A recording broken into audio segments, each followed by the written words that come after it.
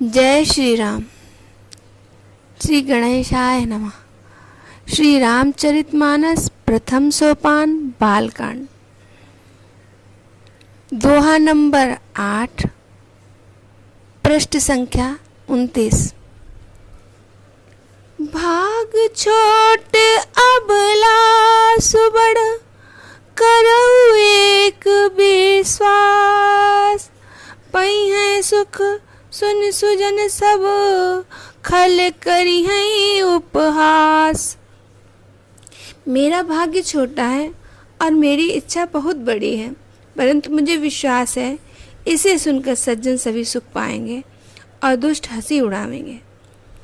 खल परिहास होए हित मोरा, काक कहीं कल कंठ कठोरा।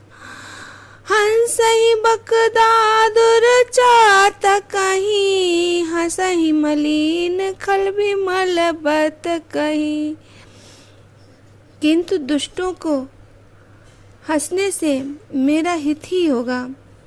मधुर कंठ वाली कोयल को, कौवे को तो कठोर ही कहा जाएगा।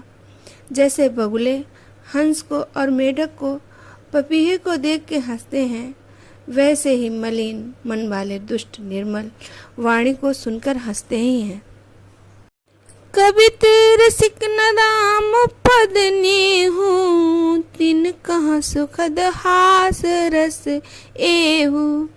भाषा भैनिति भोरी मति मोरी, हंसबे जोग हंसे नहीं खोरी।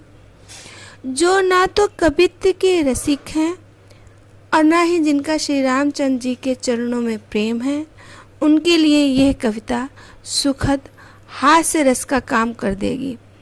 प्रथम तो भाषा की रचना है, दूसरे मेरी बुद्धि की भोली है, इससे यह हंसने योग्य ही है। हंसने में उनका कोई दोष नहीं। प्रभु पद प्रीत न सामुझनी की, तिन्हीं कथा सुनी लागी ही फीकी। हरिहर पद रति मति न कुतर की, तिन कहूँ मधुर कथा रघुवर की। जिन्हें ना तो प्रभु चरणों में प्रेम है न अच्छी समझ ही है, उनको ये कथा सुनने में फीकी लगेगी। जिनकी श्री हरि या श्री हर के चरणों में प्रीत है और जिनकी बुद्धि कुतर्क करने वाली नहीं है, उन्हें ये रघुनाथ जी की कथा मीठी लगेगी। राम भगति भूषित जिय जानी, सुनी है सुजन सराही सुवानी। कभी न हो नहीं बचन प्रवीणु, सकल कला सविद्याहीनु। सज्जन इस कथा को अपनी जी में श्री राम भक्त से भूषण जानकर सुंदर वाणी से सराहना करते हुए सुनेंगे। ना तो मैं कवि हूँ, न वाक्य रचना में मैं कुशल हूँ। मैं सब कलाओं से तथा सब विद्याओं से रहित हूँ। आखर अर्थ अलंकृत नाना, छंद प्रबंध अनेक विधाना। भाव भेद रस भेद अपारा, कवित्व दोष गुण विविध प्रकारा। नाना प्रकार के अक्षर, अर्थ, अलंकार, अनेक प्रकार की छंद रचना, भावों और रसों के अपार भेद, कवि के भांति भांति गुणों के दोष होते हैं। कवित्व विवेक एक नहीं मोरे, सत्य कहाऊँ लिखी कागद कोरे। इसमें काव्य संबंधी एक बात भी मुझे ज्ञान नहीं है। मैं ये कोरे कागज पर लिखकर शपथ पूर्वक सत्य सत्य कहता हूँ। विनीति मोर सब गुण रहित, विश्व विदित गुण एक। सो विचार सुनी है सुमिति, जिनके विमल विवेक। मेरी रचना सब गुणों से रहित है, इसमें बस जग प्रसिद्धि का एक गुण है। उसे विचार के अच्छी बुद्धि वाले लोग, पुरुष जिनके मन निर्मल ज्ञान है, इसे सुनेंगे। सब गुण रहित कुकविकृत बानी, राम नाम जस अंकित जानी। सादर कहीं सुनई बुद्धि ताही, मधुकर सरित संत गुण ग्राही। इसके विपरीत कुकवि की रची हुई सब गुणों से रहित कविता को भी राम नाम द्वारा यश से अंकित जानकर बुद्धि वाले लोग आदर पूर्वक कहते और सुनते हैं, क्योंकि संत जन भौरे की भांति गुण को ग्रहण करने वाले ही होते हैं। यद्यपि कवित रसि एकहु नाहि, राम प्रताप प्रगट यही माई।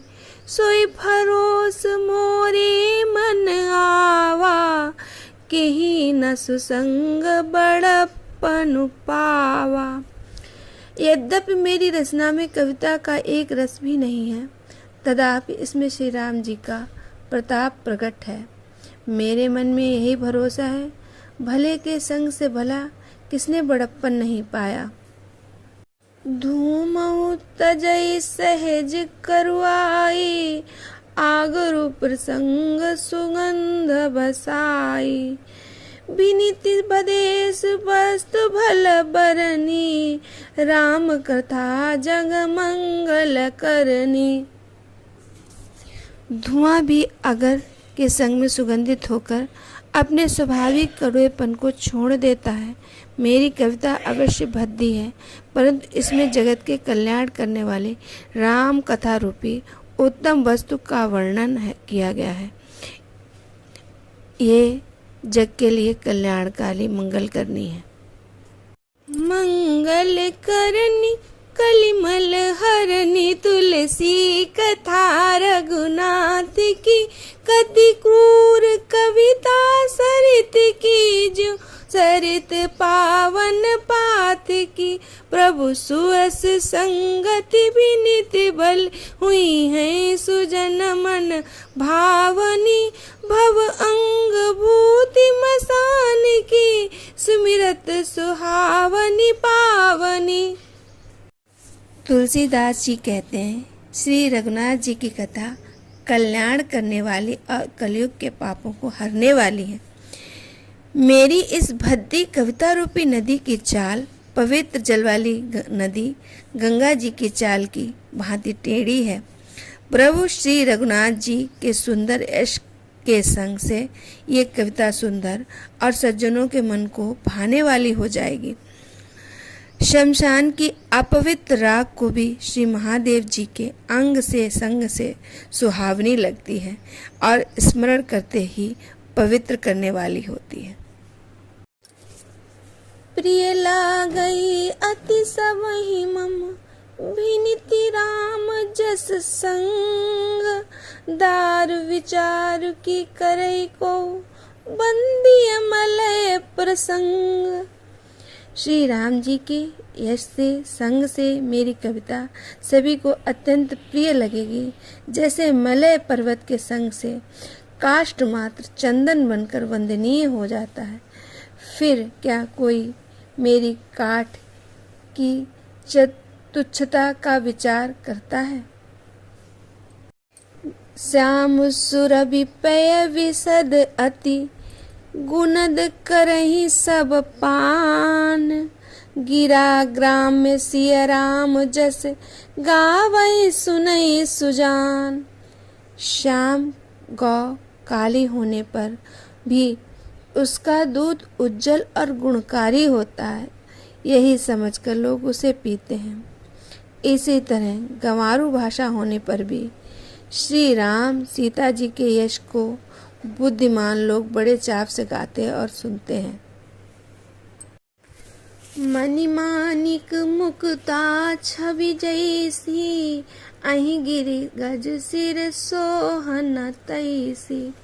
नृप किरीट तरुणी तनु पाई, लाहि सकल शोभा अधिकाई।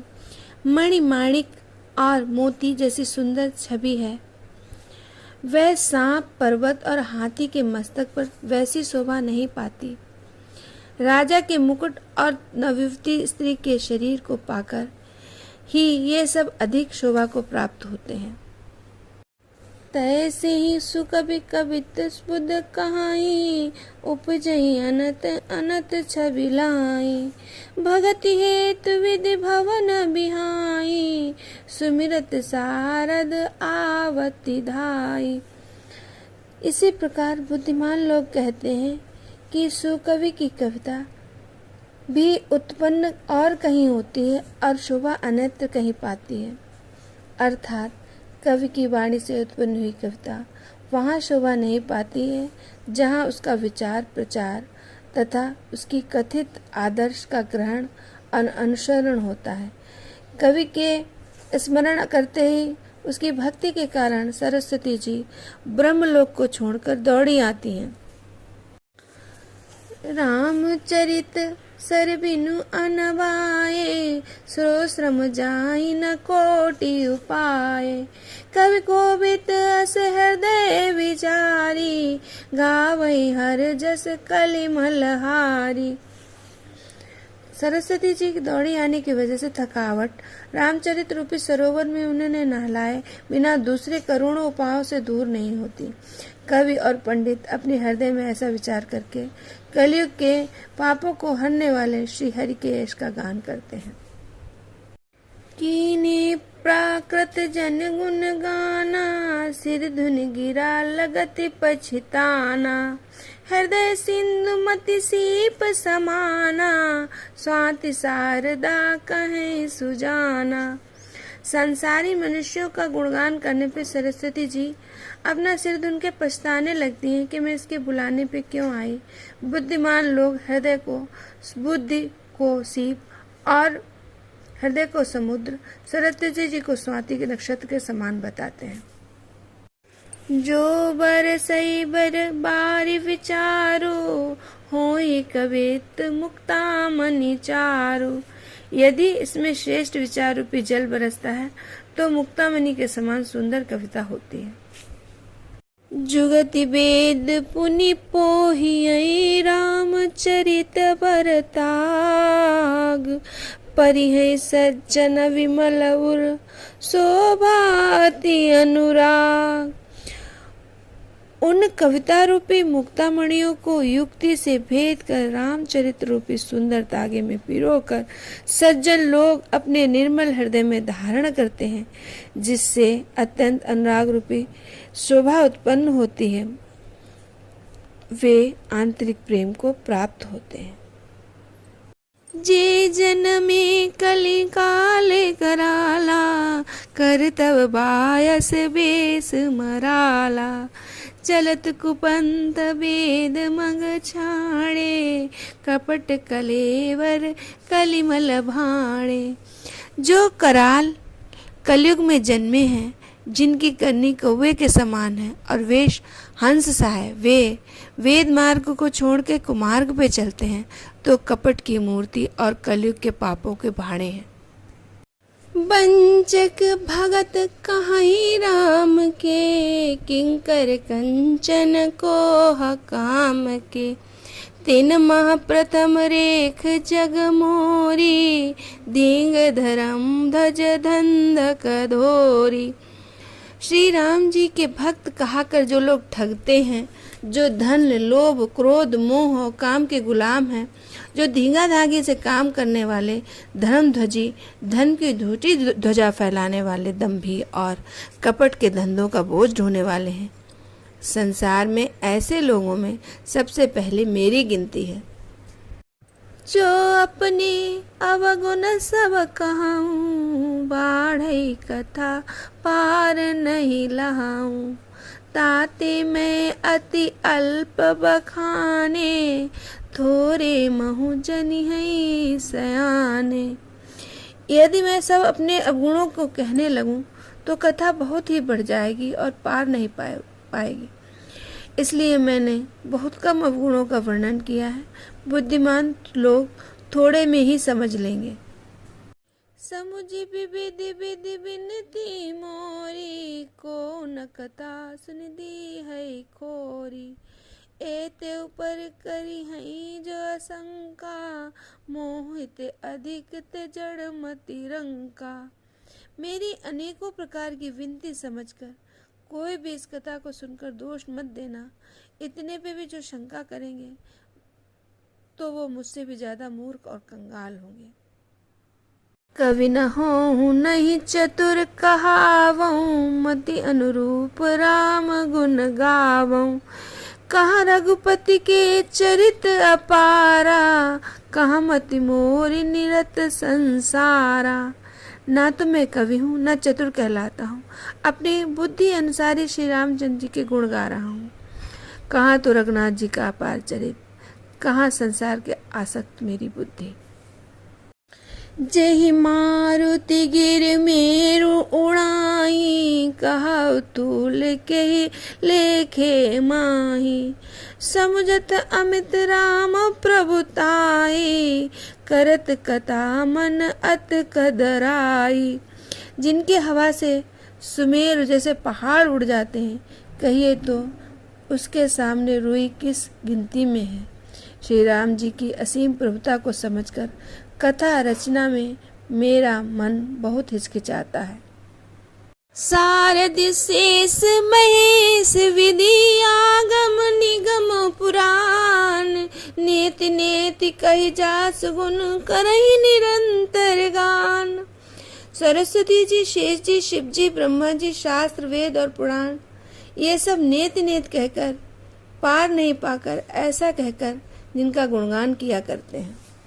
सब जानत प्रभु प्रभुता सोई, तदपि कहे बिनु रहा न कोई। तहाँ वेद अस कारण राखा, भजन प्रभाव भांति बहु भाखा। यद्यपि प्रभु श्री राम जी की प्रभुता को सब अकथनीय जानते हैं, तदापि कहे बिना कोई नहीं रहा। इसमें वेद ने ऐसा कारण बताया है कि भजन के प्रभाव बहुत तरह से कहा गया है, अर्थात भगवान की महिमा को पूरा वर्णन कोई नहीं कर सकता, परंतु जिसने जितना भी बन पाए उतना भगवान का गुणगान करना चाहिए, क्योंकि भगवान का गुणगान रूपी भजन प्रभाव बहुत ही अनोखा है। उनका नाना प्रकार से शास्त्रों में वर्णन है। थोड़ा सा ही भगवान का भजन मनुष्य को सहज ही भवसागर से तार देता है। एक अनीय अनूप नामा, अज सच्चिदानंद परधामा। व्यापक विश्वरूप भगवाना, तेहि धरते चरित कृत नाना। जो परमेश्वर एक है, जिसके कोई भी इच्छा नहीं है, जिसका कोई भी रूप नहीं है, जिसका कोई भी नाम नहीं है, जो अजन्मा सच्चिदानंद परम धाम है, जो सब में व्याप्त और विश्व रूप है, उन्हीं भगवान ने दिव्य शरीर धारण करके अनेक प्रकार की लीलाएं की हैं। तो केवल भगत नहीं लागी, परम कृपाल प्रतनत अनुरागी। जय जन पर ममता अति छोहु, जय करुणा कर कीन न कोहु। ये वह लीला केवल भक्तों के हित के लिए है, क्योंकि भगवान परम कृपालु हैं और शरणागत के परम प्रेमी हैं। जिनकी भक्तों पे बड़ी ममता और कृपा है, जिन्होंने एक बार जिस पर कृपा कर दी फिर उस पर कभी क्रोध नहीं किया। गई बहोरी गरीब निवाजू, सरल सबल साहिब रघुराजू। बुध बरनी हरि जस अस जानी, करहि पुनीत सुफल निज बानी। बे प्रभु श्री रघुनाथ जी की गाई हुई वस्तु फिर प्राप्त करने वाले गरीब निवाज, दीन बंधु, सरल स्वभाव वाले, सर्वशक्तिमान वाले, जो सबके स्वामी हैं, यही समझकर बुद्धिमान लोग उस हरि का यश वर्णन करते हैं और अपनी वाणी को पवित्र, उत्तम फल, मोक्ष और दुर्लभ भगवत प्रेम देने वाली बनाते हैं। यही बल में रघुपति गुण गाथा, करी हूँ नाई राम पद माता। मुनि ने प्रथम हरि कीरत गाई, तेई मग चलत सुगम मोहि भाई। उसी बल से महिमा से यथार्थ का वर्णन नहीं परंतु महान फल देने वाले भजन का समझकर भगवान कृपा के बल से ही मैं श्री राम जी के चरणों में सिर नवाकर श्री रघुनाथ जी के गुणों की कथा को कहूँगा, इस विचार से कि वाल्मीकि व्यास आदि मुनियों ने पहले ये कीर्ति गाई है। भाई उसी मार्ग पर चलना मेरे लिए सुगम होगा। अति अपार जय सरिसवर जो न पसी तु कराए, अति पिपीली कहु परम लघु बिन श्रम पार ही जाए। जो अत्यंत बड़ी श्रेष्ठ नदियां हैं, यदि राजा उन पर पुल बांध देता है तो अत्यंत छोटी चींटियां भी उस पर चढ़कर बिना ही परिश्रम के पार चली जाती हैं। उसी प्रकार मुनियों के वर्णन के सहारे मैं भी श्री राम जी के चरित्र का वर्णन सहज ही कर सकूंगा। जय श्री राम।